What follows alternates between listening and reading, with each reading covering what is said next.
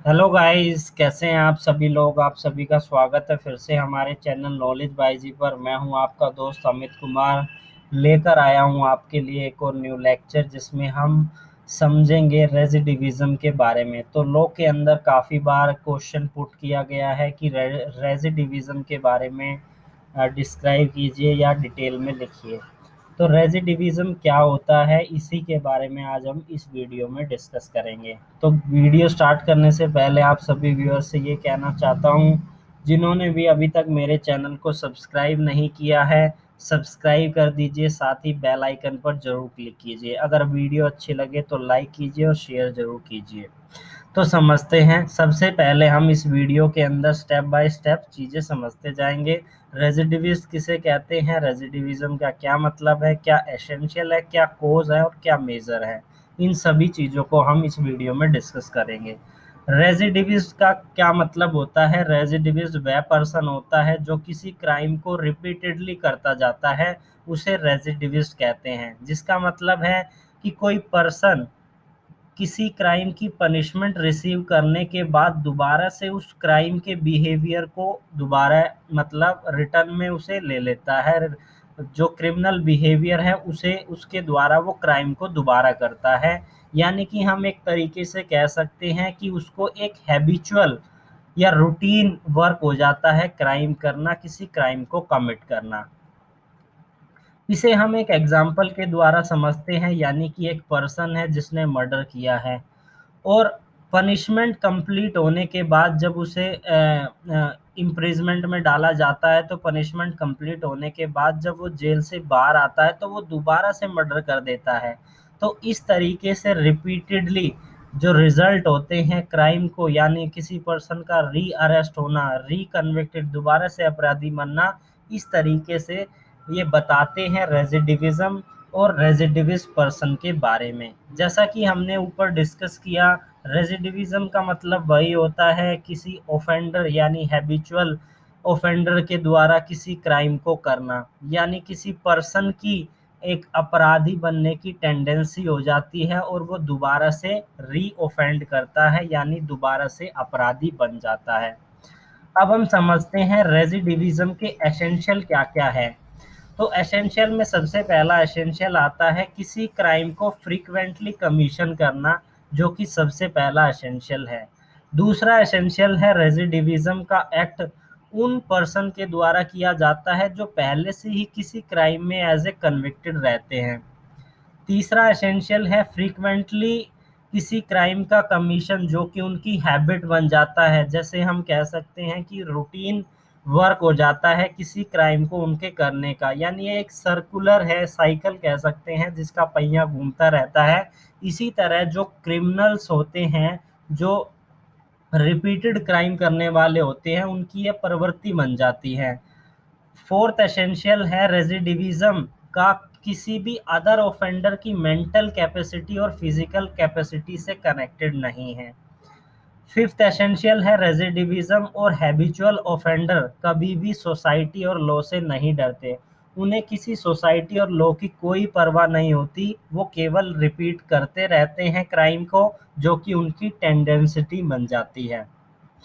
अब समझते हैं कि क्या क्या कारण है रेसिडिविज्म के। तो सरलैंड के अनुसार, जो कि एक प्रोफेसर है जिन्होंने मेजर दो कारण बताए गए हैं उनके द्वारा रेसिडिविज्म के। पहला कारण है कि जो ऑफेंडर की सोशल साइकोलॉजी है उस पर डिपेंड करते हैं रेसिडिविज्म।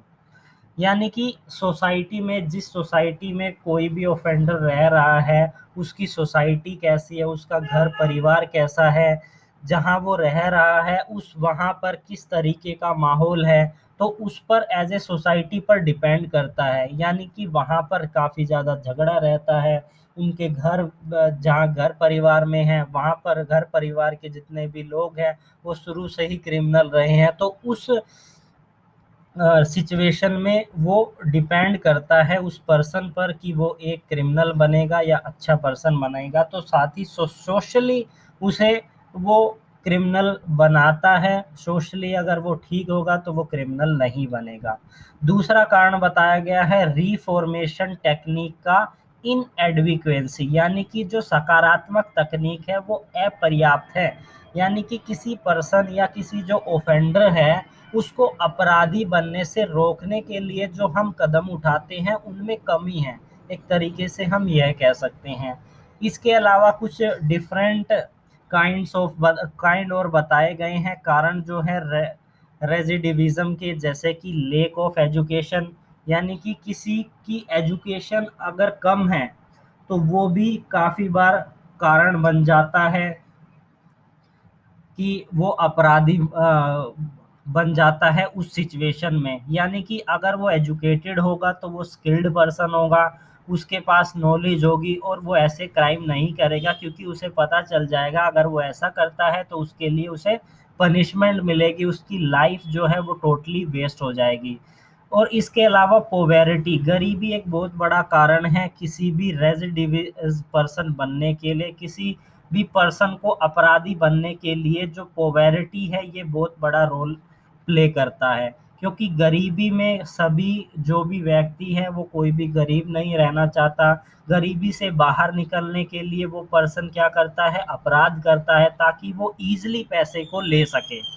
इसके अलावा अदर कोज बताए गए हैं, वो अपनी सोशल स्टाइल और सोशल सर्कल को चेंज नहीं करता। यानी कि किसी पर्सन ने अगर अपराध किया है, वो जेल में चला गया, आने के बाद वो दोबारा उन्हीं पर्सन्स के साथ रह रहा है जो कि किसी क्राइम में इन्वॉल्व है, वो अपनी सोशल सर्कल है उसे चेंज नहीं कर पा रहा। इसके बाद डिप्रेशन, डिप्रेशन भी एक बहुत बड़ा कारण बन जाता है। यानी कि किसी पर्सन को इम्प्रिजमेंट में डाल दिया जाता है काफ़ी लंबे समय के लिए, तो वो वहाँ से डिप्रेशन में आ जाता है, जो कि एक कारण बनता है रेजिडिविज्म का।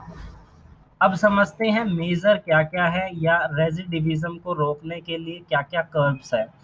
तो सबसे पहला है, किसी भी पर्सन को रिलीज होने से पहले, कोई भी अपराधी उसे जेल से रिलीज किया जा रहा है तो उसे पर्याप्त ट्रीटमेंट प्रोवाइड होना चाहिए, प्रिजनर को पर्याप्त ट्रीटमेंट प्रोवाइड किया जाना चाहिए ताकि वो दोबारा अपराधी ना बने।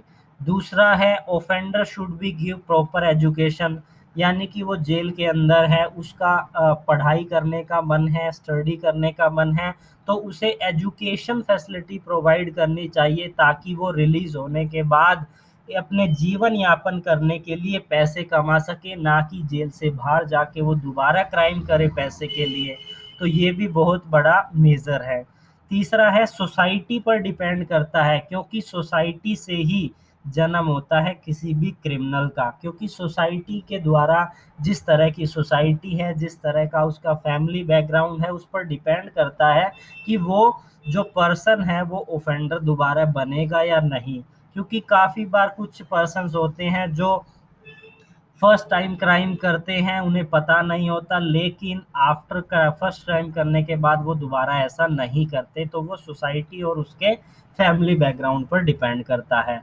रेजिडिविज्म to be keeped under the strict scrutiny, यानी कि जो इस तरह के अपराधी होते हैं उन पर पूरा प्रॉपर स्क्रूटनी होनी चाहिए, स्ट्रिक्ट स्क्रूटनी होनी चाहिए, जैसा कि यहाँ पर दिया गया है, कड़ी सुरक्षा में रखा जाना चाहिए उस पर्सन को।